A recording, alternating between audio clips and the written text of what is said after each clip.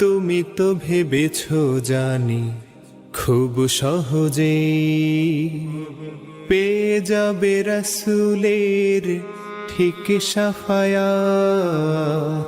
ঈমানের দাবি নিয়ে কাল আখিরায় পেয়ে যাবে সুবিশাল তুমি জান্নাত।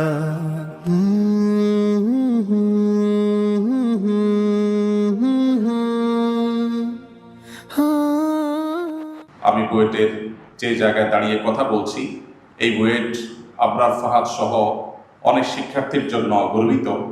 একটি কথা শুরুতে আমি আমার মূল বক্তব্যে প্রবেশের আগে বলে রাখতে চাই, সেটা হলো বুয়েট শুধুমাত্র টেকনোলজিতে এই দেশকে নেতৃত্ব দিলেই হবে না। এই প্রতিষ্ঠান থেকেই নীতি এবং নৈতিকতা চর্চা বাংলাদেশে সবচাইতে জোরালোভাবে শুরু হতে হবে ইনশাআল্লাহ।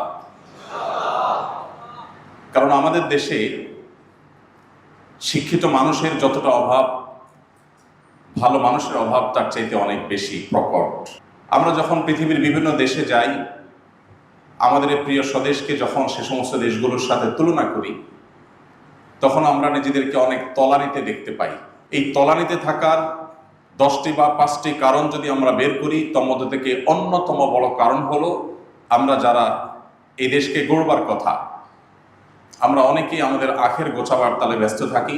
এই দেশকে কিভাবে লুটে পুটে খাবো, কে কোত্থেকে কিভাবে এই দেশকে ধ্বংস করে নিজের আখের গোছাবো, সেজন্য আমরা বেশিরভাগ মানুষ সচেষ্ট থাকি। আজ থেকে 2 দশক 3 দশক 4 দশক যত পেছনে আপনি যাবেন, দেখবেন আমাদের দেশে অবকাঠামোগত উন্নয়ন এতটা ছিল না, প্রযুক্তিগত উন্নয়ন এতটা ছিল না, শিক্ষিতের হার এত বেশি ছিল না, শিক্ষা প্রতিষ্ঠান এত বেশি ছিল না, ডাক্তার ইঞ্জিনিয়ার এত বেশি ছিলেন না।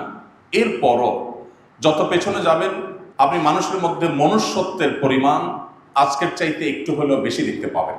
আমরা দিন যত অতিবাহিত করছি, তথ্য প্রযুক্তিতে, অবকাঠামোতে, শিক্ষায়, জ্ঞানে বিজ্ঞানে অনেক দিক থেকে আমরা অগ্রসর হলেও মানবিক যে সমস্ত গুণাবলী আমাদের মধ্যে থাকার কথা ছিল, মানবিক মূল্যবোধের যে জায়গায় আমাদের অনেক বেশি অ্যাড্রেস করার কথা ছিল, সেই জায়গায় প্রতিনিয়ত যেন আমরা দুর্বল থেকে দুর্বলতর হয়ে যাচ্ছি। এর অন্যতম কারণ হলো যে আমাদের সব দিক থেকে আমরা অগ্রসর হলেও আমাদের দ্বীনি শিক্ষা, নৈতিক শিক্ষা, এই জায়গাটাতে দিন যত অতিবাহিত হচ্ছে তত বেশি আমরা দুর্বল হয়ে যাচ্ছি এবং তার কুফল আমাদের নিজের চোখে আমরা দেখতে পাচ্ছি।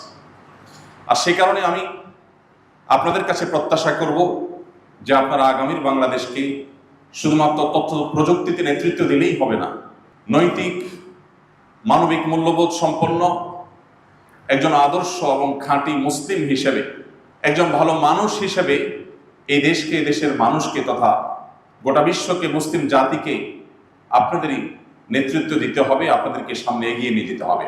আবরার ফাহাদরা আমাদেরকে স্বপ্ন দেখিয়েছে, স্বপ্ন দেখায়, অনেক বেশি অনুপ্রেরণা যোগায়। আর সুন্নাহ ফাউন্ডেশন থেকে আমরা বেশ কয়েকটি ইসলামী জ্ঞানের প্রতিযোগিতার আয়োজন করেছি। আমরা বেশ কয়েক বছর আগে ফ্রান্স থেকে প্রিয় নবী সাল্লাল্লাহু আলাইহি সাল্লামকে যখন কটূক্তি করে অবমাননা করার অপচেষ্টা করা হলো, তখন আমরা সিরাত পাঠ ও প্রতিযোগিতা আয়োজন করেছিলাম। সেই প্রতিযোগিতায় আমি যদি ভুল না জেনে থাকি বা আমার যতটুকু স্মরণ হচ্ছে, সেই প্রতিযোগিতায় চ্যাম্পিয়ন হয়েছিল বুয়েটেরই একজন শিক্ষার্থী। এবং আমাদের একটি প্রতিযোগিতা এখন চলমান আছে, 15 লক্ষ টাকার পুরস্কারের বিশাল বড় বহর নিয়ে আমরা এই প্রতিযোগিতার ঘোষণা দিয়েছিলাম গত রমাদান মাসে। আগামী রমাদান মাসে এই প্রতিযোগিতাটা চূড়ান্ত পর্যায়ে ইনশাআল্লাহ পৌঁছবে। সেটি হলো কোরআনে কারিমের পাঠ ও প্রতিযোগিতা। শুধুমাত্র ওলামা একরামের তত্ত্বাবধানে কোরআনে কারিমের তর্জমাটা একটু বোঝার চেষ্টা করা, পুরো কোরআনে আল্লাহ তাআলা কি বলেছেন সেটা জানার চেষ্টা করার জন্য মানুষকে অনুপ্রাণিত করার উদ্দেশ্যে এই প্রতিযোগিতা আমরা আয়োজন করেছি। অনলাইনে আমরা পরীক্ষা নিয়ে থেকে আপনারা অনেকে জানেন, এবং সর্বশেষ ধাপ রমাদানের আগে হয়ে যাবে। আর রমাদানের শেষ সপ্তাহ, শেষ জুমাবার বাদ ফজর ইনশাআল্লাহ পুরা কোরআন থেকে কম্পিটিশন হবে। সেই কম্পিটিশনে, ফাইনাল কম্পিটিশনে যে কেউ অংশগ্রহণ করতে পারবে, এবং সেখান থেকে 3 জনকে আমরা ফাউন্ডেশনের খরচে ইনশাআল্লাহ উমরা করাবার সিদ্ধান্ত গ্রহণ করেছি। আরো বিপুল পরিমাণ পুরস্কার থাকছে। এত গল্প বলার মূল উদ্দেশ্য হলো এই কম্পিটিশনেও বেশিরভাগ ক্ষেত্রে আমরা দেখেছি যে প্রত্যেকটি ধাপেই আমাদের বুয়েটিয়ান ভাইয়েরা এমনকি বুয়েটান বোনরা আমাদের চ্যাম্পিয়নের মুকুটগুলো বেশিরভাগ ক্ষেত্রে দখল করে রেখেছে। এই একটি বিষয় দেখে আমি খুব বেশি অনুপ্রাণিত এবং আমি খুব বেশি আশাবাদী যে আমরা বাংলাদেশের সাধারণ মানুষ যারা আছি, যারা আপনাদের দিকে আমরা চেয়ে আছি, আমরা যখন পৃথিবীর বিভিন্ন দেশে যাই, প্রিয় স্বদেশটা যখন অনেক তলানিতে দেখতে পাই, তখন আমাদের অনেক কষ্ট লাগে, তখন আমাদের অনেক দুঃখ হয়। আমরা কেন এত পিছিয়ে?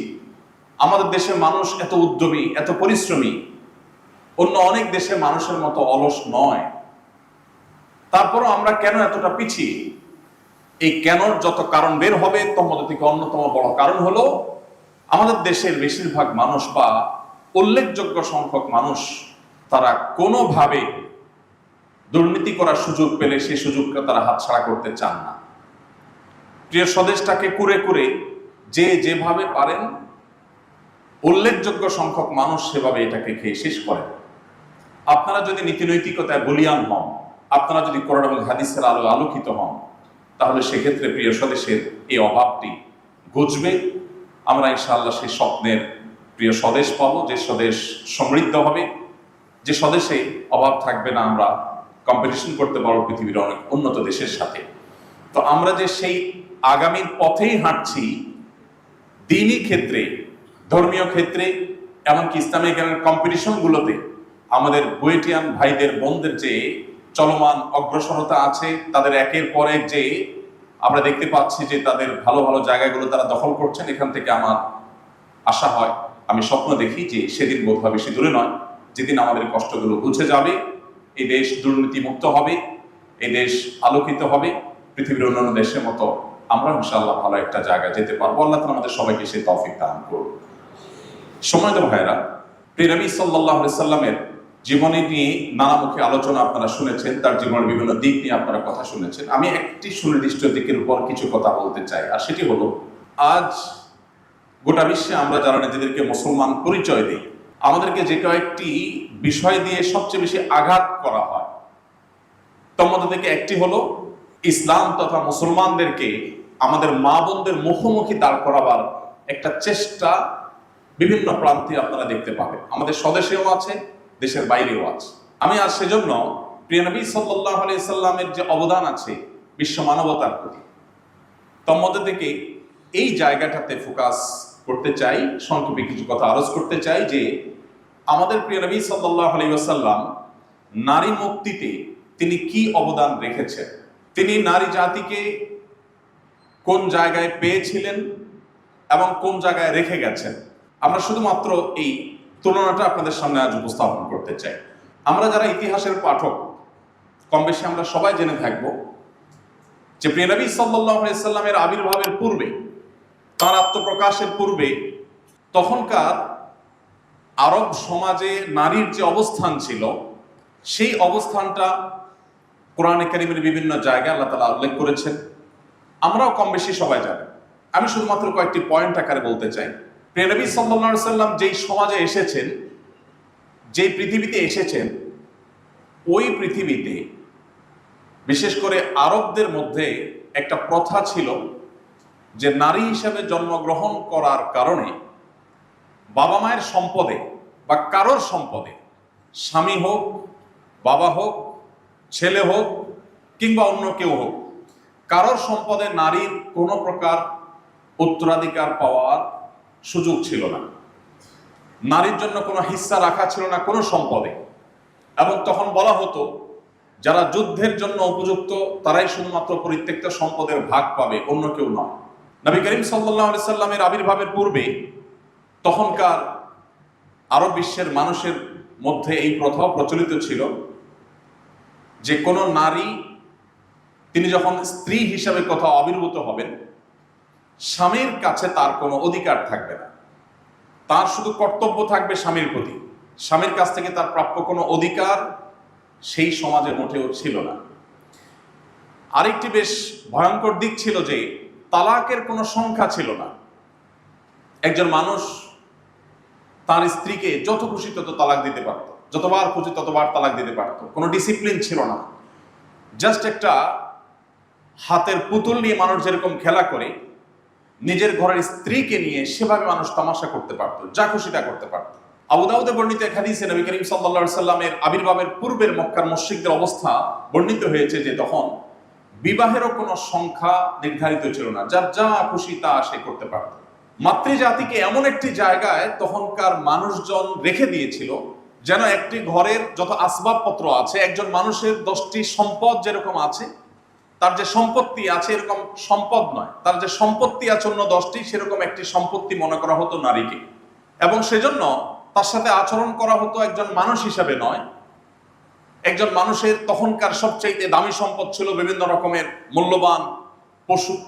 সবচাইতে বড় মূল্যবান অ্যাসেট মনে করা হতো পশুকে, ঘোড়া, ওট, বকরি, বিভিন্ন রকমের পশু। নারীকে অনেকটা সেই জায়গায় তখনকার মানুষজন দেখত।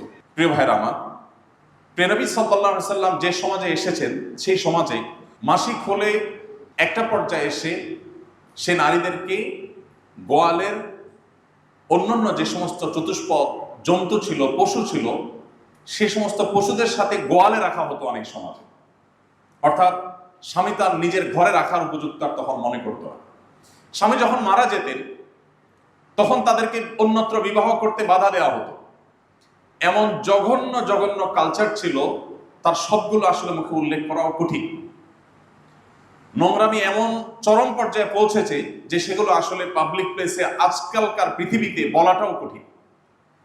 তার একটি শুধুমাত্র উল্লেখ করার মতো, কোনো মানুষ যখন মারা যেত, তার যত সন্তান আছে, তার যদি কোনো স্ত্রী থাকতো, অন্য স্ত্রীর গর্ভে জন্ম নেওয়া ছেলেরা সেই বাবার রেখে যাওয়া স্ত্রী অর্থাৎ সৎ মাকে বিবাহের জন্য সবচেয়ে বেশি অগ্রাধিকার মনে করতো তখনকার সমাজ। কারণ বাবা যে সমস্ত সম্পদ রেখে গেছে, সম্পত্তি রেখে গেছে, অ্যাসেট রেখে গেছে, মনে করতো বাবার স্ত্রী এই সৎ মাও একটা অ্যাসেট, অতএব ছেলে যেহেতু বাবার অন্যান্য অ্যাসেটের মালিক হয়, সেই হিসাবে এটারও সে মালিক।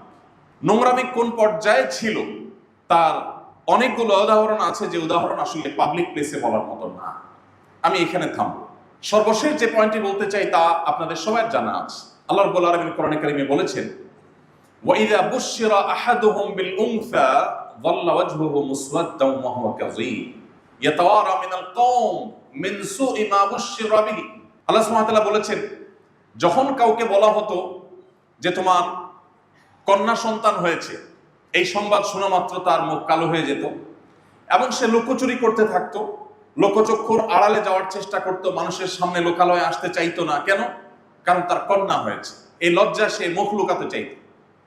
আল্লাহ রাব্বুল আলামিন কোরআনে কারিমে বলেছেন, ওয়াইদাল মাউউদাতু সুইলাত বিআইয়ি যামবিন কুতিলাত।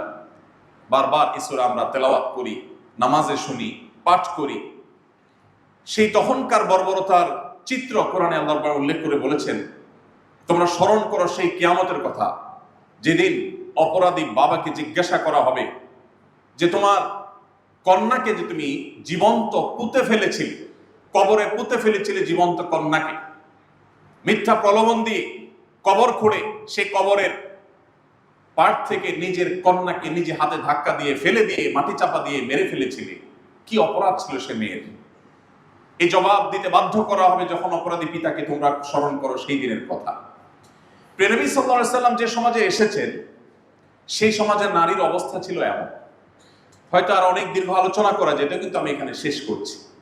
ইসলাম নারীকে কি দিয়েছে, প্রিয় নবী সাল্লাল্লাহু আলাইহি সাল্লাম বিশ্ব মানবতার জন্য কি রেখে গেছেন, সেই তুলনা বা সে আলোচনা করা ততক্ষণ পর্যন্ত যথার্থ হবে না যতক্ষণ পর্যন্ত আমরা সেই 1450 বছর আগের সামাজিক বাস্তবতাকে অনুভব না করব। একটি কথা আমি প্রায় বলার চেষ্টা করি, আজ 2024 বিশ্বের যে কোনো প্রান্ত থেকে নারী অধিকার নিয়ে কথা বলা, এটা অনেক ক্ষেত্রে ফ্যাশনের মতো একটা ব্যাপার। এটা একটা ভাবসাবের একটা ব্যাপার। এটা বললে আপনি সামাজিক সিম্প্যাথি পাবেন, অনেকের কাছে আপনি ভালো একটা অবস্থান পাবেন, পত্রিকাগুলো, মিডিয়াগুলো আপনাকে কাভারেজ দিবে, আপনাকে সবাই বাহবা দিবে, বিশ্বের বড় বড় এম্বাসিগুলো আপনাকে সেদে সেদে অনেক প্রজেক্টের ফাইল আপনার থেকে ডেকে নিয়ে পাশ করে দিবে, আপনার বাজেটের কোনো অভাব হবে না। প্রিয় নবী সাল্লাল্লাহু আলাইহি সাল্লাম যখন নারী মুক্তি নিয়ে কাজ করেছেন তখন বিশ্বের বাস্তবতা ছিল সম্পূর্ণ এর বিপরীতে। তো আজকের পৃথিবীতে নারীর অধিকার নিয়ে কথা বলাটা সেফ জোনে থেকে বরং অনেকটা এই ইস্যুতে কথা বলাটা এটা আমাদের জন্য বেশ রিল্যাক্সের একটা ব্যাপার। নবী করিম সাল্লাল্লাহু আলাইহি সাল্লাম যখন নারীদেরকে তাদের প্রতি যে অপমান অপদস্থ চাপিয়ে দেওয়া হয়েছিল, তাদের প্রতি জুলুম এবং অবিচারের যে চরম সীমায় পৌঁছেছিল মানবতা, ঠিক তখন তিনি নারীদের জন্য কি দিয়ে গেছেন। এই কথাগুলো এই জন্য বলা যে আজও মুসলিমদেরকে এই কথা শুনতে হয় যে ইসলাম নারীদেরকে নাকি কোণঠাসা করে রেখেছে। এখনো আমাদেরকে সেই সমস্ত গালি শুনতে হয় যেগুলোর বিরুদ্ধে সবচেয়ে বেশি সংগ্রাম আমরা করেছি, আমাদের বাপদাদারা করেছেন, পূর্বপুরুষরা করে গেছে। আমি শুধুমাত্র কয়েকটি নজির আপনাদের সামনে উপস্থাপন করতে চাই যে এই নবী করিম সাল্লাল্লাহু আলাইহি ওয়াসাল্লাম তখনকার সমাজের নারীর যে অবস্থান ছিল সেখান থেকে তুলে তিনি ঠিক কোথায় রেখে গেছেন। সর্বপ্রথম যদি আমরা দেখি কোরআনের দিকে, তো আমরা দেখব যে পুরো কোরআন জুড়ে আল্লাহ রাব্বুল আলামিন নারীদেরকে নিয়ে এত বেশি সতর্ক করেছেন পুরুষ জাতিকে বা সমাজের সবাইকে, যে আলাদা করে পুরুষদের ব্যাপারে এর সিকি ভাগ আলোচনাও হয়নি। নবী করিম সাল্লাল্লাহু আলাইহি সাল্লামের হাতে সর্বপ্রথম ইসলাম গ্রহণ করেছেন একজন নারী, খাদিজা রাদিয়াল্লাহু তাআলা আনহা। ইসলামের জন্য অনেকেই জীবন দিয়েছেন, কিন্তু সর্বপ্রথম যিনি জীবন দিয়েছেন তিনি ছিলেন একজন নারী, সুমাইয়া রাদিয়াল্লাহু তাআলা আনহা। শুরু হয়েছে নারীকে দিয়ে। আবার প্রিয় নবী সাল্লাল্লাহু আলাইহি সাল্লামের জীবনের শেষ ওসিয়তগুলোর একটি ছিল ফাস্তাউসু বিন নিসাই খায়রা, তোমরা নারীদের ব্যাপারে আমার কাছ থেকে, নবী সাল্লাল্লাহু আলাইহি সাল্লাম বলেছেন যে তার কাছ থেকে যেন উপদেশ গ্রহণ করি, আমরা ওসিয়ত গ্রহণ করি। তিনি নারীদের সাথে সদ্ব্যবহার করতে, সদাচরণ করতে আমাদেরকে সতর্ক করে গেছেন। শুরু হয়েছে একজন নারীর ইসলাম গ্রহণ দিয়ে। আর নবী সাল্লাল্লাহু আলাইহি সাল্লাম যখন পৃথিবী থেকে বিদায় নেন তখনও তিনি নারীর অধিকারের কথা বলতে বলতে নারীর প্রতি একজন পুরুষ হিসাবে, সমাজের একজন সদস্য হিসাবে আমরা দায়িত্বশীল আচরণ যেন করি, সেজন্য তিনি বলেছেন ফাস্তাউসু বিন নিসাই খায়রা। প্রিয় ভাইরা, আপনি যদি কোরআনের পাতা করেন আপনি দেখবেন কোরআন আমাদেরকে বলেছে ওয়াশিরুহুন্না বিল মারুফ, তোমরা নারীদের সাথে, পুরুষদেরকে আল্লাহ তাআলা নির্দেশ করছেন, স্বামীদেরকে আল্লাহ নির্দেশ করছেন তাদের সাথে সদাচরণ করো, সুন্দরভাবে জীবনযাপন করো, অসুন্দরভাবে খারাপভাবে তাদের সাথে জীবনযাপন করবে না। আল্লাহ রাব্বুল আলামিন বলছেন ওয়ালাহুন্না মিসলুল্লাযী আলাইহিন্না, মেয়েদের উপর কর্তব্য যেমন আছে তাদের অধিকারও আছে। অতএব তোমরা যারা তাদের কর্তব্যগুলো নিয়ে খুব বেশি সজাগ, তাদের অধিকারগুলোর ব্যাপারেও তোমরা সজাগ থাকবে, তাদের প্রাপ্য রয়েছে। আল্লাহ রাব্বুল আলামিন কোরআনে বলেছেন ফালা তা'দুলুহুন, কোন নারীর যখন স্বামী মারা যায় তখন তিনি বা তালাক প্রাপ্ত হন, তখন তিনি অন্যত্র বিবাহ বসতে গেলে, অন্য কারোর সাথে বিবাহ করতে গেলে তাকে তোমরা বাধা সৃষ্টি করবে না। দুর্ভাগ্যজনক বাস্তবতা হলো যে আজও আমাদের সমাজে কোন তালাক প্রাপ্ত নারী বা কোনো বিধবা নারী অন্যত্র বিবাহ তার হতে গেলে সমাজে নানা রকম কটু কথা বলার লোক এখনো আছে। আপনি কোরআন যদি খোলেন দেখবেন নারীদের সম্পর্কে সতর্ক করে আল্লাহ রাব্বুল আমাদেরকে বলেছেন ওমাত্তিউহুন্না আলাল মুসিআ কাদারুহু আলাল মুখতিরি কাদারুহু, কোন কারণে যদি বিচ্ছেদ হয়ে যায়, তালাক হয়ে যায়, তাহলে খবরদার তোমরা যারা সচ্ছল তারা তাদের সামর্থ্য অনুযায়ী, যারা অসচ্ছল তারা তাদের অবস্থা অনুযায়ী তোমাদের সে তালাক প্রাপ্তা স্ত্রীদের ভরণ পোষণ, ইদ্দত শেষ হওয়া পর্যন্ত সেটার বন্দোবস্ত তোমরা করবে। আল্লাহ রাব্বুল আলামিন আরো নির্দেশ করেছেন আমাদেরকে আসকিনুহুন্না মিন হাইথু সাকানতুম মিন ওয়াজিদিকুম, তোমরা যেরকম বাসায় বসবাস করো, তোমরা যেরকম লাইফস্টাইল মেনটেন করো, তালাক হয়ে গেলেও, তালাকের আগে তো বটেই, এমনকি বিচ্ছেদ হয়ে গেলেও তোমরা তোমাদের স্ত্রীদের ইদ্দত পালন শেষ হওয়ার আগ পর্যন্ত ঠিক সেই রকম তোমাদের মতো করে সেরকম বাসা বাড়ি, সেরকম থাকার ব্যবস্থা এবং সেরকম জীবনযাপনের ব্যবস্থা তোমরা করবে, এটা তোমাদের কর্তব্য। আল্লাহ সুবহানাহু ওয়া তাআলা আরো বলেছেন ওয়ালা তুদাররুহুন্না লিতুদাইয়িকু আলাইহিন্না, মেয়েদের সিদ্ধান্ত গ্রহণ করবার যে স্বাধীনতা শরীয়ত তাদেরকে দিয়েছে সেখানে কোনো প্রকার সংকীর্ণতা তোমরা সৃষ্টি করবে না। আল্লাহ রাব্বুল আলামিন আরো বলেছেন ওয়া আতুন নিসা সাদাকাতিহিন্না নিহলা, বিবাহের পর তোমরা মেয়েদের মহর সন্তুষ্ট চিত্তে তাদের প্রাপ্য অধিকার হিসাবে আদায় করে দিবে। আল্লাহ রাব্বুল আলামিন আরো বলেছেন ওয়া আতুহুম মিন মালিল্লাহিল্লাযী আতাকুম, আল্লাহ তাআলা তোমাদেরকে যে সম্পদ দিয়েছেন সেখান থেকে তাদেরকে তাদের প্রাপ্য সম্পদ বুঝিয়ে দাও। আল্লাহ সুবহানাহু ওয়া তাআলা বলেছেন হুন্না লিবাসুল লাকুম ওয়া আনতুম লিবাসুল লাহুম। শুধু তাদের উপরে চাপালে হবে না, তারা যেরকম তোমাদের জন্য পোশাক তুললো তোমরাও তাদের জন্য পোশাক তুললো। আল্লাহ তাআলা আরো বলেছেন ফালা তাবগু আলাইহিন্না সাবিলা। তোমাদের স্ত্রীদের ব্যাপারে তাদের বিরুদ্ধে কোন প্রকার ক্ষতি সাধন করবার জন্য, তাদের অধিকার খর্ব করার জন্য কোন পথ অনুসন্ধান করার চেষ্টা তোমরা করতে যাবে না। আল্লাহ তাআলা বলেছেন লা ইয়াহিল্লু লাকুম আন তারিথুন নিসা কারহা। কোন নারীর পরিত্যক্ত সম্পদ জবরদখল করা, ভাই হয়ে বোনের সম্পদ মেরে দেওয়া, স্বামী হয়ে স্ত্রীর সম্পদে দখলদারিত্ব প্রতিষ্ঠা করা, খবরদার এই কাজটি তোমরা কেউ করতে যাবে না। আল্লাহ সুবহানাহু ওয়া তাআলা বলেছেন লা তা'দুলুহুন্না লিতাযহাবু বিবা'দি মা আতাইতুমুহুন।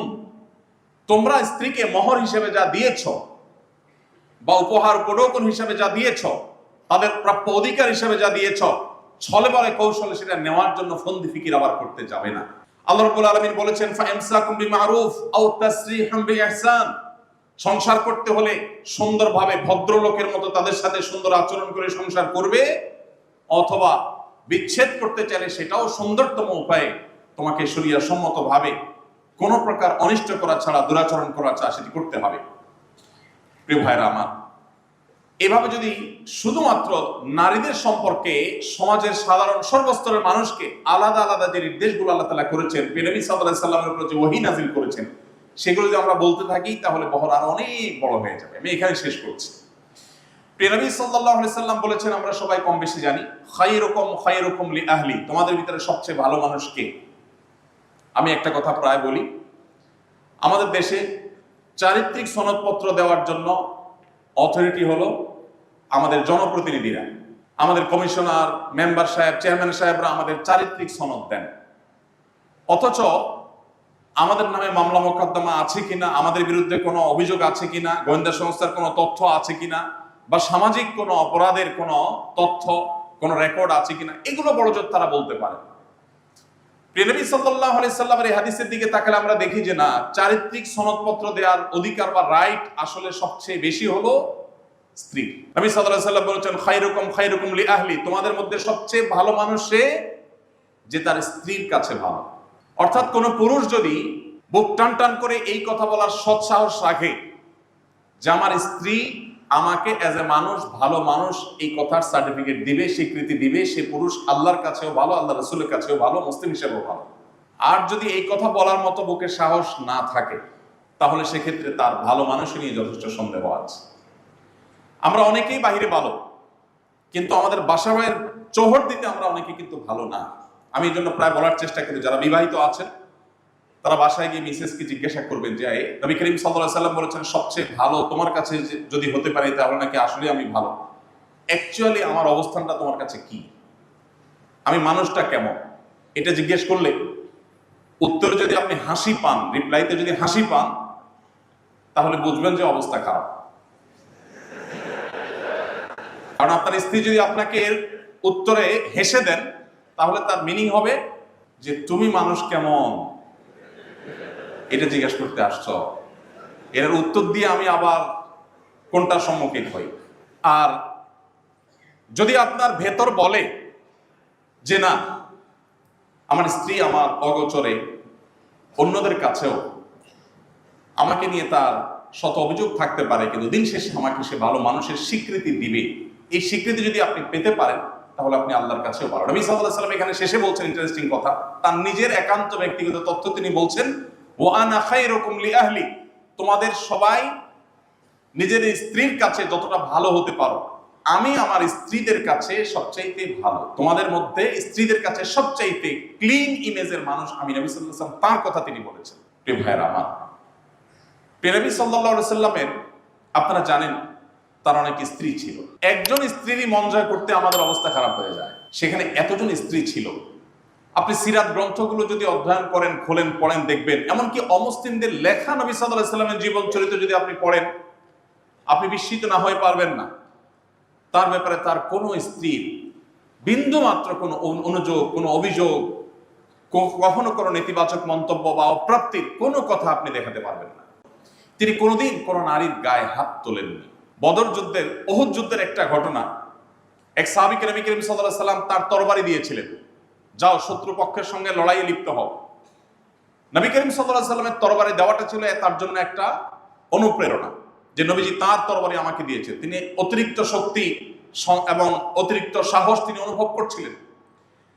যখন তিনি লড়াই করছিলেন উহুদ যুদ্ধের একটা পর্যায়ে আমরা জানি যে মুসলমানরা বেশ কোণঠাসা ছিলেন।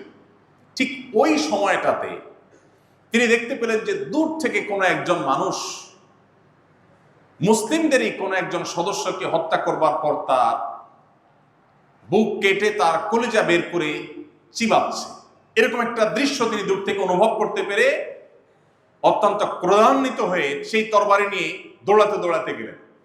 কাছে গিয়ে দেখলেন যে এই জঘন্য নৃশংস হত্যাকাণ্ডের পর এই নৃশংস কাজটি যিনি করছেন সেই মরা লাশের সাথে তিনি একজন মহিলা, আবু সুফিয়ানের স্ত্রী হিন্দা। নবী করিম সাল্লাল্লাহু আলাইহি সাল্লামের তরবারি হাতে থাকা সেই সাহাবী চাইলেই তখন তার গর্দান উড়িয়ে দিতে পারেন, কিন্তু তখন সাথে সাথে তিনি থেমে গেলেন এই জন্য যে তিনি পরে বর্ণনা করছেন যে আমি যখন দেখলাম এই অপরাধ সংগঠনকারিণী একজন নারী, আমি ভাবলাম আমার নিজের তরবারি দিয়ে তাকে আঘাত করতে পারতাম। আমার যে নবীজি সাল্লাল্লাহু আলাইহি সাল্লাম কোনো নারীকে কখনো আঘাত করেনি, তার এই তরবারি দিয়ে এই নারী যত অপরাধী হোক নবীজির তরবারি দিয়ে আঘাত এটা আমি করব না, আমার বিবেক সায় দেয়নি। সির তরবারি প্রবার জায়গায় রেখে তিনি ফেরত চলে আসলেন। প্রিয় ভাইরা আমার, সেই নবী সাল্লাল্লাহু আলাইহি সাল্লামের আনিত দ্বীনকে যখন আমাদের মা বোনদের মুখোমুখি দাঁড় করানো হয়, তখন মুসলিম হিসাবে আমাদের নতুন করে জানার তাগাদা অনুভব হয়, প্রয়োজন হয় যে নারীকে ইসলাম কি দিয়েছে, প্রিয় নবী সাল্লাল্লাহু আলাইহি সাল্লাম কোথায় রেখে গেছে। প্রিয় ভাইরা আমার, নবী করিম সাল্লাল্লাহু আলাইহি সাল্লাম তাকে জিজ্ঞাসা করা হয়েছিল আপনার কাছে সবচেয়ে প্রিয় মানুষকে, মনুষ্য জগতের সদস্যদের মধ্যে সবচেয়ে প্রিয় লোকটা আপনার কাছে কে? তিনি তাও একজন নারীর কথা বলেছেন, আয়েশা রাদিয়াল্লাহু তাআলা আনহা। তিনি বলেছেন আমার কাছে দুটো জিনিস প্রিয়, তার একটি হলো সালাত নামাজ, আরেকটি হলো সুগন্ধি, আরেকটা হলো তিনটি জিনিস, আরেকটি হলো নারী। এই নারী প্রিয় হওয়ার মানে হলো বাবা এবং মায়ের মধ্যে আমি মাকে প্রায়োরিটি দেই, ভাই এবং বোনকে স্নেহ করার ক্ষেত্রে আমি বোনকে স্নেহ করাটাকে অগ্রাধিকার দেই, ছেলে এবং মেয়ের ক্ষেত্রে মমতা স্নেহের ক্ষেত্রে আমি মেয়েকে অগ্রাধিকার দেই। সব ক্ষেত্রে নারীকে অগ্রাধিকার দেওয়াটা আমার ভালো লাগার মতো একটা বিষয়। প্রিয় ভাইয়ের আমার, নবী করিম সাল্লাল্লাহু আলাইহি সাল্লাম সেই জাহিলি সমাজের বুকের উপর দাঁড়িয়ে নারীকে তার জীবন সঙ্গী নির্বাচনের শতভাগ অধিকার দিয়েছে। ইসলামী শরিয়ার দৃষ্টিকোণ থেকে কোন নারী তার জীবন সঙ্গী হিসাবে কাকে গ্রহণ করবেন না করবেন এটা একান্তই তার ব্যক্তিগত ব্যাপার। এমনকি ওই নারীর জন্মদাতা বাবা মার জন্য এই রাইট ইসলাম রাখে নাই যে তারা তাকে বাধ্য করবেন অমুককে তোমার বিবাহ করতে হবে, এই অধিকার ইসলাম বাবা মাকেও দেয়। নবী করিম সাল্লাল্লাহু আলাইহি ওয়াসাল্লাম তার একটা প্রসিদ্ধ হাদিসের কথা আমরা জানবো, অনেকে জেনে থাকবো, যে তিনি বলেছেন কোন ব্যক্তি তার তিনটি কন্যা সন্তান অথবা তিনটি বোন যদি তার ঘরে থাকে, তার বাড়িতে থাকে, অথবা কারোর যদি তিনটি না থাকে দুটিও থাকে, দুটি কন্যা বা দুটি বোন যদি কারোর থাকে এবং তাদের সাথে যদি সে সদাচরণ করে, ন্যায়নিষ্ঠ আচরণ করে, তাদের প্রতি কোনো প্রকার জুলুম অবিচার না করে, কোনো বৈষম্য না করে, অধিকার খর্ব না করে, তাহলে সেক্ষেত্রে এই যে তাদেরকে সুন্দর করে লালন পালন করলো, দ্বীনি তারবিয়ত তাদেরকে দিল, তাদের অধিকার দেয়াতে কোনো প্রকার কার্পণ্য করলো না, ত্রুটি করলো না, নবী সাল্লাল্লাহু আলাইহি সাল্লাম বলেছেন এই ব্যক্তি জান্নাতের নিশ্চয়তা থাকবে, সে ব্যক্তি জান্নাতে প্রবেশ করবে। আপনারা কোরআন হাদিসে অনেকেই কম বেশি পড়েছেন, আমিও পড়েছি। আমি কোরআনের কোনো জায়গায় অথবা হাদিসের কোনো জায়গায় পাইনি যে এই যে হাদিসে মাত্র দুটি কন্যা সন্তান জন্ম দেওয়ার পর দুটি কন্যা সন্তানের গর্বিত পিতা মাতা হতে পারলে তাদের জন্য জান্নাতের যে গ্যারান্টির কথা বলা আছে, এই দুইটির বিপরীতে আমরা যারা ছেলে আছি, 1 ডজন ছেলে লালন পালন করলে জান্নাতের বারান্দায়ও যাওয়া যাবে, এরকম কোন হাদিস আমার জানা নাই। পুরো কোরআনে কোথাও আপনি সূরাতুর রিজাল বা পুরুষ সংশ্লিষ্ট সূরা এরকম কোন সূরার কথা আপনারা কেউই জানেন না, আমিও জানি না, নাই। কিন্তু সূরাতুন নিসা আছে। সূরাতুন নিসা মানে কি? নারী সংশ্লিষ্ট সূরা, এবং এই সূরাটা কোরআনের সবচেয়ে বড় সূরাগুলোর একটি, বহু পৃষ্ঠাব্যাপী, দীর্ঘ আয়তনের সূরা, শুধু এই সূরাই নয়, সূরা তালাক, সূরা তাহরিম, মেয়েদের বিধিবিধানগুলোকে বর্ণনা করার জন্য আল্লাহ তাআলা আরো কয়েকটি সূরা সুনির্দিষ্ট করে রেখেছেন। প্রিয় ভাইরা আমার, নবী করিম সাল্লাল্লাহু আলাইহি সাল্লাম নারীদের হজকে জেহাদ বলেছেন, যে আমরা পুরুষরা জেহাদে শামিল হয়ে আল্লাহর সন্তুষ্টি অর্জন যতটা করতে পারবো, নারীরা শুধুমাত্র যদি হজ করতে যায়, নারী হিসাবে হজ করতে যাওয়াটা তার জন্য নানা রকম কষ্টের হয়, অনেক বেশি পরিশ্রম সেখানে থাকে, নারী হিসাবে অনেক সময় তাদের কষ্টের কারণ হয়, পর্দা মেনটেন করতে গিয়ে তাদেরকে এক্সট্রা হ্যাসেল নিতে হয়। তো এই যে তারা অতিরিক্ত কষ্ট করে, নবী করিম সাল্লাল্লাহু আলাইহি সাল্লাম তার বিনিময়ে তাদের হজকে জেহাদের সমতুল্য বলেছেন, বাট পুরুষদের হজকে জেহাদের সমতুল্য বলা হয়নি। ঠিক একইভাবে কোন নারী আল্লাহ রাব্বুল আলামিন কর্তৃক প্রদত্ত প্রাকৃতিক তার যে দায়িত্ব আছে, সন্তান গর্ভে ধারণ করা, সন্তান প্রসব করা, সন্তান গর্ভধারণ করার পর এই কষ্টের পর যদি সন্তান প্রসব করতে গিয়ে কোনো মা মারা যান, নবী করিম সাল্লাল্লাহু আলাইহি সাল্লাম তার সে মৃত্যুকে শাহাদাতের মৃত্যু হিসেবে উল্লেখ করেছেন। অথচ কোন পুরুষ তার যদি পেশাগত দায়িত্ব পালন করতে গিয়ে মারা যান, তাহলে তার জন্য আলাদা করে শাহাদাতের মর্যাদার কথা কিন্তু বলা হয়নি। আপনি এভাবে কোরআনে কারীমের পাতায় পাতায়, হাদিসের পাতায় পাতায় দেখবেন যে নারীদের অধিকার নিয়ে নবী করিম সাল্লাল্লাহু আলাইহি সাল্লাম কি করেছেন, কি বলে গেছেন। নবী করিম সাল্লাল্লাহু আলাইহি সাল্লাম বলেছেন, লা ইয়াফরুকু মুমিনুন মুমিনা, কোন পুরুষ কোন নারীকে, কোন স্বামী কোন স্ত্রীকে যারা খোঁচাখুচি না করে, অহেতুক তাকে ডিস্টার্ব না করে, ইন কারিহা মিনহা খুলুকুন রাদিয়া মিনহা আখার, যদি তার স্ত্রীর কোনো কিছু তার খারাপ লাগে, নিশ্চয়ই তার অন্য কিছু আছে যেটা তার ভালো লাগা কাজ করবে। হয়তো তার রান্নাটা ভালো নয়, তার চরিত্রটা হয়তো ভালো, হয়তো তার একটা জিনিস খারাপ, নিশ্চয়ই তার আরেকটা জিনিস ভালো আছে, অতএব সে ভালোটা দেখে খারাপটা থেকে যেন সে বেঁচে থাকে। নবী করিম সাল্লাল্লাহু আলাইহি সাল্লামের হাদিস থেকে যদি আমরা উপমা দিতে যাই তাহলে রাত পোহায়া যাবে। এত শত শত হাদিস আছে, কোনটা রেখে আমরা কোনটা নেব, কোনটা কোট করব, সেটা আসলে চয়েস করাই কঠিন। নবী করিম সাল্লাল্লাহু আলাইহি সাল্লামের হাদিসের পাশাপাশি কোরআনেও পাতায় পাতায় মেয়েদের সম্পর্কে, আপনারা জানেন কোরআনে কারীমে আল্লাহ রাব্বুল আলামিন মৌলিক সব আদেশ নিষেধগুলোর কথা বলেছেন। একেবারে যে সমস্ত ছোটখাটো বিষয়গুলো আছে সেগুলোর ব্যাখ্যা করবার দায়িত্ব নবী সাল্লাল্লাহু আলাইহি ওয়াসাল্লামকে দেওয়া হয়েছে, হাদিসের মাধ্যমে সেগুলো এসেছে। কোরআনে কারীমে মৌলিক কথাগুলো বলা আছে, সেই মৌলিক কথা বলার জায়গা কোরআনে আমরা শুধুমাত্র 10-20টা উদাহরণ দিলাম যে পুরুষদেরকে বা সমাজকে নারীদের সম্পর্কে আল্লাহ কতগুলো সতর্ক করেছে।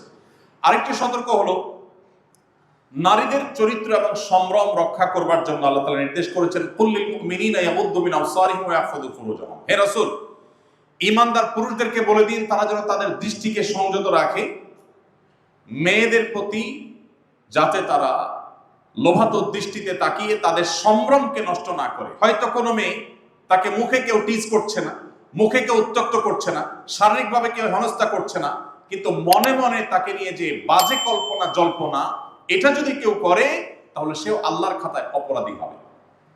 পৃথিবীর সমস্ত সমাজ নারীকে শারীরিক বা মানসিকভাবে হেনস্থা করলে সেটাকে অপরাধ বলে, কিন্তু মনে মনে নারীকে নিয়ে কেউ বাজে কল্পনা করলে সেটাকে পৃথিবীর কোনো সভ্যতা, কোনো সমাজ, কোনো আদালত, কোনো বিচার, কোনো জায়গা, কোনো দেশ এটাকে কখনো অপরাধ বলে না। অথচ প্রিয় নবী সাল্লাল্লাহু আলাইহি সাল্লাম যে শরিয়া আমাদের জন্য রেখে গেছেন, সেই শরিয়ার একটা অন্যতম সৌন্দর্য হলো যে এখানে নারীকে শুধুমাত্র তার ফিজিক্যাল এবং মানসিক হ্যারাসমেন্ট থেকে মুক্তি করা হয়নি, মানসিকভাবে মনে মনে, মনের জগতে আপনি কোনো নারীকে রেপ করলেও সেটাকেও আল্লাহ তাআলা অপরাধ হিসেবে কাউন্ট করে কিয়ামতের ময়দানে তার বিচার আল্লাহ তাআলা করবে। যেই মনে বাজে কল্পনাটা আপনি করেছেন সেটা মুখে যদি উচ্চারণ করতেন সেটা নিশ্চয়ই তিনি সহ্য করতেন না, কিন্তু তিনি যেহেতু জানেন না সেহেতু আপনাকে ধরতে পারেন নাই, আল্লাহ তাআলা সেটাকে বন্ধ কাউন্ট করবেন। এই জন্য আল্লাহ তাআলা বলেছেন পুরুষদেরকে তোমাদের দৃষ্টিকে তোমরা সংযত করো, নারীর সম্ভ্রমকে রক্ষা করার জন্য আল্লাহ তাআলা এটি বলেছেন। কোনো নারীকে যদি কেউ মিথ্যা অপবাদ দেয়, ছেলেদেরকেও মিথ্যা অপবাদ দেওয়া হয়, এবং এই আয়াতের আলোকে সারা বিশ্বের সব উলামা ইকরাম মুফাসসিরুন একমত যে এটা নারী পুরুষ সকলের জন্য প্রযোজ্য, কিন্তু আল্লাহ তাআলা নারীদের কথা বলা হয়েছে কারণ আমাদের সমাজে এখনো পর্যন্ত আমরা এই তথাকথিত আধুনিক বিশ্বেও আমরা দেখতে পাই যে নারীদের চরিত্রের উপরে যত দ্রুততার সাথে কালিমা লেপন করা হয়, ছেলেদের চরিত্রের উপর তত দ্রুততার সাথে কালিমা লেপন করা হয় না। এজন্য আল্লাহ তাআলা বলেছেন, ওয়াল্লাযীনা ইয়ারমুনাল মুহসানাত, কোন সতী সাধবী নারীকে যদি তার চরিত্র খারাপ এরকম কোন উক্তি কেউ করে, বাজে মন্তব্য কেউ করে, সুম্মা লাম ইয়াতু বিআরবাআতি শুহাদা, এরপর যদি 4 জন সাক্ষী সে উপস্থিত করতে না পারে, অপারগ হয়, অর্থাৎ যদি প্রমাণ করতে না পারে, তাহলে ফাজলিদুহুম 80 জালদাহ, ইসলামী দণ্ডবিধিতে, ইসলামিক বিচার ব্যবস্থায় ওই লোককে 80 বেত্রাঘাত করার নির্দেশ আল্লাহ তাআলা করেছেন। শুধু তাই নয়, কোরআন কারীমে আল্লাহ তাআলা আরো বলেছেন, এই রকম দোষে দোষী, অর্থাৎ কোন নারীর চরিত্রে কালিমা লেপন করে সেটাকে প্রমাণ করতে পারে নাই এমন ব্যক্তিকে আল্লাহ তাআলা লানত তার উপরে বর্ষিত হয় এবং তার সাক্ষ্য ওই শরিয়া আদালত আর কোনোদিন গ্রহণ করবে না। ভাইরা আমার, একই অধিকার পুরুষেরও আছে। ইসলাম পুরুষদের জন্য রেখেছে যে আপনি কাউকে মিথ্যা অপবাদ কারোর চরিত্রের উপর দিতে পারবেন না। বিশেষ করে সোশ্যাল মিডিয়ার এই যুগে আমরা তো কারোর ব্যাপারে মন্তব্য করতে আমাদের একটু বুক কাঁপে না। সামান্য একটু কোন রকম অজুহাত পেলেই, বিশেষ করে যদি প্রতিপক্ষ হয়, তাহলে তার কোনো কথাই নেই। আমাদের অনেক ভাইরা আছেন যে একজন মানুষ যার সাথে আমার আদর্শিক দ্বন্দ্ব আছে, যার সাথে আমার আদর্শিক মতপার্থক্য আছে, ধরা যাক তিনি আমার শত্রুতার জায়গায়, তারও যদি কোনো ইস্যু পাওয়া যায়, তখন সেটা তিলকে তাল বানিয়ে, সম্ভব হলে তিলকে কাঁঠাল বানিয়ে আমরা উপস্থাপন করি এবং এটাকে কোনো দোষ বিষয় মনে করি না। অথচ একজন ইমানদার, আল্লাহর সামনে তাকে দাঁড়াতে হবে, তিনি তার সেই জবাবদিহিতার বোধ থেকে তিনি কখনো কারোর প্রতি অবিচার করতে পারেন না। কোরআনে কারীমে আল্লাহ তাআলা বলেছেন, ওয়ালা ইয়াজরিমান্নাকুম শানাআনু কওমিন আল্লা তা'দিলু ই'দিলু হুয়া আকরাবু লিত-তাকওয়া, তোমার শত্রুর সাথে তুমি শত্রুতা বশত জুলুম করবার অধিকার আল্লাহ তাআলা তোমাকে দেন নাই। তোমার শত্রু হতে পারে কেউ, প্রতিপক্ষ হতে পারে কেউ, তার প্রতিও আল্লাহ তাআলার নির্দেশ হলো তুমি ইনসাফ করবে, সেক্ষেত্রে তুমি অবিচার করবে না। প্রিয় ভাইরা আমার, কোরআনে কারীমে আল্লাহ রাব্বুল আলামিন নারীদের অধিকার নিয়ে যত কথা বলেছেন, আমি তার দীর্ঘ ফিরিস্তি আর টানতে যাচ্ছি না। সর্বশেষ যে পয়েন্ট আমি বলে শেষ করতে চাই সেটি হলো, নারীদের পরিত্যক্ত সম্পদে যে হিস্সা রেখেছে, এটা নিয়ে আমাদের সমাজে সবচেয়ে বেশি আলাপ আছে। আজকের পৃথিবীতে আমাদের মুসলমানদের উপর যে সমস্ত দোষারোপ করা হয়, তমল থেকে একটা হলো এটা, বলা হয় যে বাবার সম্পদে ছেলে যদি 2 আনা পায়, মেয়ে 1 আনা পাবে। এটা মেয়েদের প্রতি অবিচার মনে করেন অনেকে। আমরা দেখি মেয়েদেরকে আল্লাহ রাব্বুল আলামিন কোরআনে কারীমে যে হিস্সা দিয়েছেন পরিত্যক্ত সম্পদে, মেয়েরা যখন কন্যা হয় তখন কখনো কখনো বাবার সম্পদের অর্ধেক পায়, আবার বাবা যদি হেবা করেন, দান করে দেন, তাহলে পুরোটাই পেতে পারে। আর যদি 2 এর অধিক কন্যা থাকে কোনো বাবার এবং অন্য কেউ আর ভাই না থাকে, তাহলে সেক্ষেত্রে তারা বাবার সম্পদের 2/3 তারা শুধুমাত্র ওয়ারিস হিসাবে পায়। এছাড়া বাবা জীবদ্দশায় তাদেরকে উপহার উপঢৌকন হিসাবে আরো চাইলে দিতে পারেন। আর যদি নারী মা হন, তাহলে সেক্ষেত্রে কখনো মৃত ব্যক্তির টোটাল সম্পদের 1/3, 1/3 অথবা 6/1 পেতে পারে। এটা নির্ভর করে যে সন্তানের মা হিসেবে সম্পদ পাচ্ছেন, সেই সন্তানের ঘরে সন্তান আছে কিনা। সন্তান থাকলে তখন 6/1, আর কোনো সন্তান না থাকলে, নিজের ছেলের ঘরের বা মেয়ের ঘরে কোনো সন্তান না থাকলে, সেই ছেলে বা মেয়ের সম্পদ থেকে 1/3 পর্যন্ত পেতে পারেন। তাহলে কন্যা হিসাবে পাচ্ছেন, মা হিসাবে পাচ্ছেন। এবার আসা যাক স্ত্রী হিসেবে স্বামীর সম্পদে, যদি স্বামীর কোনো সন্তান না থাকে তাহলে 4/1 টোটাল সম্পদে, আর যদি সন্তান থাকে তাহলে 8/1 স্ত্রী হিসাবে পাচ্ছেন। ঠিক একইভাবে বোন হিসাবেও ভাইয়ের সম্পদে একটা নির্দিষ্ট হিস্সা পাওয়ার সুযোগ এবং আপনার অপশন কিন্তু রয়েছে। তাহলে নারীরা, আপনি দেখবেন, স্ত্রী হিসাবে সম্পদ পান, মা হিসাবে সম্পদ পান, মেয়ে হিসাবে সম্পদ পান, বোন হিসাবে সম্পদ পান, সর্বাবস্থায় সম্পদ পাচ্ছেন। একবারে 100% থেকে নিয়ে কখনো 50%, কখনো 1/3, কখনো 2/3, কখনো 6/1, কখনো 4/1, কখনো 8/1, সর্বাবস্থায় পাচ্ছে। সব দিক থেকে সম্পদ পাবেই পাবে, এটা নিশ্চিত। আবার বিয়ের সময় স্বামীর কাছ থেকে মোহরও পাবে। তাহলে পাওয়ার ক্ষেত্রে সব দিক থেকে পাইল। ব্যয়ের ক্ষেত্রে কত % দায় আছে মেয়েদের? কোনো দায় আছে? আপনি ছেলে মানুষ, তখন মেয়েদের পক্ষে বললাম, আসলে আপনাদের পক্ষে একটু বলি। ছেলে মানুষ, বিয়ে করতে গেছেন, মোহর আপনারা দিতে হবে, স্ত্রী দিবে না, স্ত্রী নিবে শুধু। এরপর বিয়ের পর প্রথম শ্বশুরবাড়ি যাচ্ছেন, স্ত্রীকে সাথে নিয়ে প্রথমবার বেড়াতে যাচ্ছেন, মিষ্টির টাকা কে দিবে? স্বামী। শরিয়ার নির্দেশ, এটা বাধ্য, বাউন্ড, স্বামী দিবে, স্ত্রী না। আবার শ্বশুরবাড়ি থেকে নিজের বাড়িতে ব্যাক করছেন, তখন ফলমূল মিষ্টি যাই কিনেন, এটা বিলও কে দিবে? স্বামী দিবে। তাহলে ব্যয়ের ক্ষেত্রে 16 আনা হলো ছেলে, আর আয়ের ক্ষেত্রে সব জায়গা থেকে আয়ের অপশন আছে কার?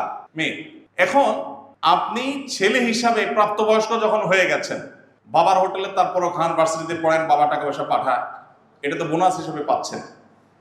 কোনো বাবা যদি বলেন যে দেখো বাবা তুমি প্রাপ্তবয়স্ক হয়ে গেছো, শরিয়ার দৃষ্টিকোণ থেকে বালেগ হয়ে গেছো, এখন আল্লাহ আমাকে বাধ্য করে নাই তোমার ভরণ পোষণ দেওয়া, অতএব তোমার চরকায় তুমি তেল দাও, এটা যদি কোনো বাবা বলতে চান তাহলে বলতে পারেন, সে রাইট তার আছে। যদিও বেশিরভাগ বাবাই বলেন না, আলহামদুলিল্লাহ, তাদের নৈতিক দায়িত্ব থেকে তারা এটা করেন। তো বাবার সম্পদে আপনি যতক্ষণ অপ্রাপ্তবয়স্ক ততক্ষণ পর্যন্ত ভাগ পাচ্ছেন, ভরণ পোষণ পাচ্ছেন, ভাগযোগ্য পরের কথা। প্রাপ্তবয়স্ক হয়ে গেলে বাবার হোটেলে খাবারের অধিকারটুকু আপনার নাই। কিন্তু মেয়ের কতদিন আছে? যতদিন বিয়ে না হয় ততদিন। বিয়ে হয়ে গেলে কার? স্বামী। স্বামী মারা গেলে হয় ছেলের, নইলে ভাই, নয় আবার বাবা। কোনো না কোনো ভাবে কোনো না কোনো পুরুষের উপরে তার দায়িত্ব শরীয়ত বর্তাইছে যে হ্যাঁ কেউ না কেউ নিতে হবে। তাহলে ছেলে নিজের চরকায় তেল দিতে হচ্ছে প্রাপ্তবয়স্ক হওয়া থেকে নিয়ে। এরপরে এই বেচারা বিয়ের পরে স্ত্রীর দায়িত্ব, ছেলে মেয়ের দায়িত্ব, মা বাবার দায়িত্ব, সব দিক থেকে দায়িত্ব তার। কিন্তু সে বাবার সম্পদে যদি 2 টাকা পায়, আর মেয়েকে যদি সব জায়গা থেকে খরচের ব্যাপারে দায় মুক্তি দেওয়া হয়, এমনকি তার অন্যের খরচ তো দূরের কথা, নিজের সরকার তেলটাও তার দেওয়া না লাগে, অর্থাৎ নিজের ভরণ পোষণটাও নিজে যদি জোগাড় করা না লাগে, এরপর তার যদি 1 টাকা দেওয়া হয়, তার প্রতি কি অবিচার করা হয়েছে না সুবিচার করা হয়েছে? শুধু সুবিচার, নারী হিসাবে তারে বরং অতিরিক্ত দেওয়া হয়েছে। কিন্তু আপনি আমাদের দেশে প্রায় শুনবেন যে এক শ্রেণীর মানুষ এটা নিয়ে খুব জোরে সোরে কথা বলে যে নারীকে বাবা মার সম্পদে সমান অধিকার দিতে হবে। ইসলাম সমান অধিকারের কথা বলে না, সরি, ইসলাম ন্যায্য অধিকারের কথা বলে।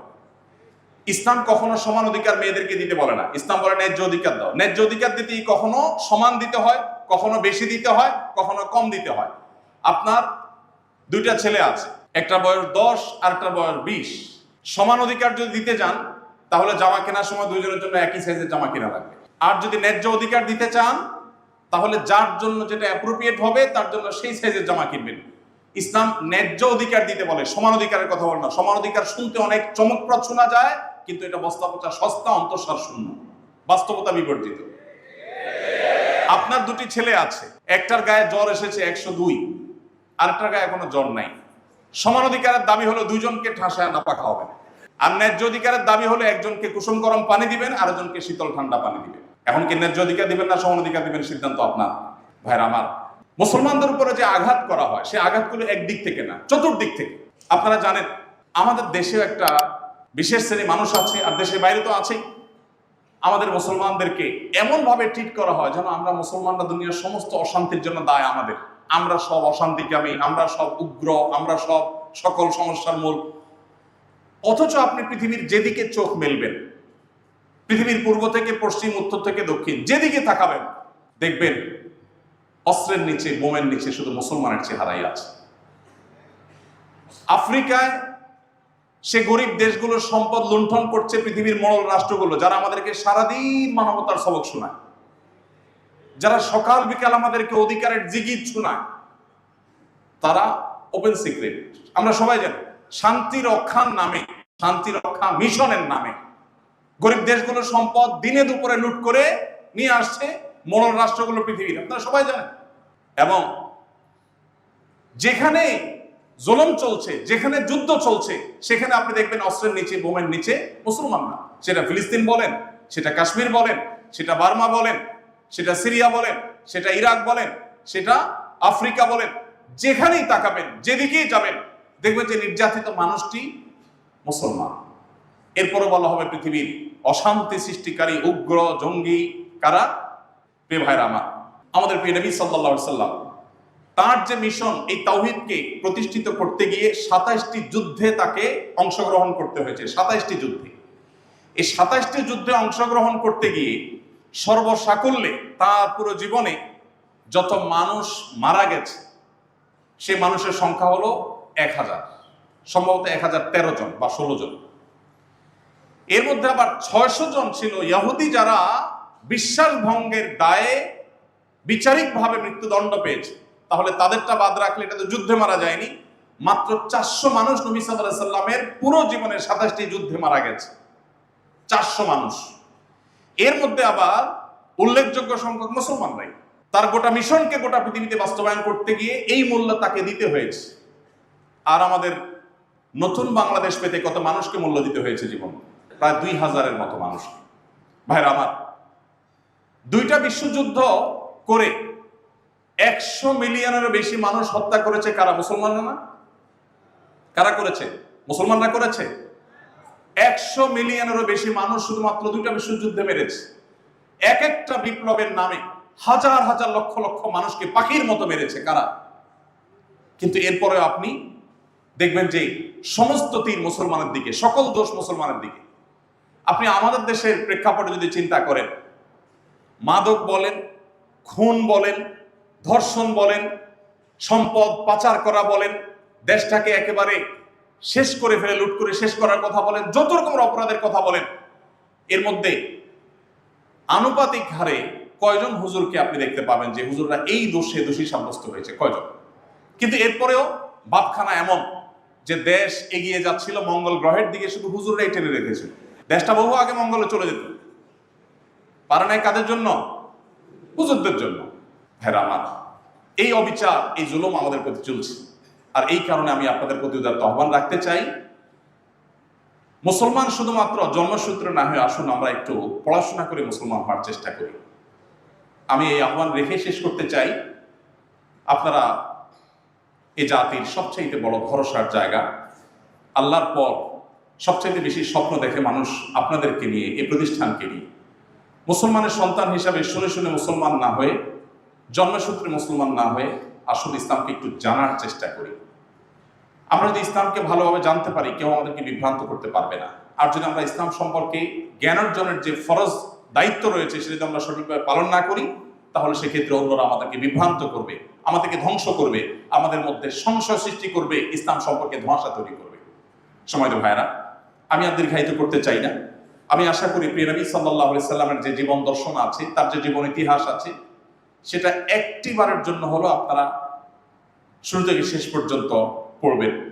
যে কোনো সিরাত গ্রন্থ, নবী সাল্লাল্লাহু আলাইহি সাল্লামের পুরো জীবনী, তার আবির্ভাবের পূর্বের বিশ্ব পরিস্থিতি এবং তার 63 বছরের জীবনী এবং তিনি পৃথিবীকে যে পর্যায়ে রেখে চলে গেছেন, তার এই জীবনীটা যদি আপনি একবার শুরু থেকে শেষ পর্যন্ত পড়েন, আমি সব জায়গায় এই আহ্বান রাখি, আপনাদের কাছেও রাখছি। আমার বিশ্বাস, মুসলমান হিসাবে আপনি আপনার ইসলামটাকে অন্যরকম ভাবে অনুভব করবেন, আপনার ভিতরে পরিতৃপ্তি আসবে। ইসলাম পালনটা আপনার কাছে বোঝা মনে হবে না, আপনার কাছে এটা আনন্দের মনে হবে, তৃপ্তির মনে হবে, যদি আপনি নবী সাল্লাল্লাহু আলাইহি ওয়াসাল্লাম পুরো জীবনটা একবার পড়ে শেষ করতে পারেন। শুধুমাত্র একটি সিরাত আয়োজনের মধ্য দিয়ে সীমাবদ্ধ থাকলে আমাদের হবে না। আমাদেরকে নবী সাল্লাল্লাহু আলাইহি ওয়াসাল্লামের সিরাত পাঠ করতে হবে, পুনর্পাঠ করতে হবে, বারবার পাঠ করতে হবে, একাধিক সিরাত গ্রন্থ পাঠ করতে হবে।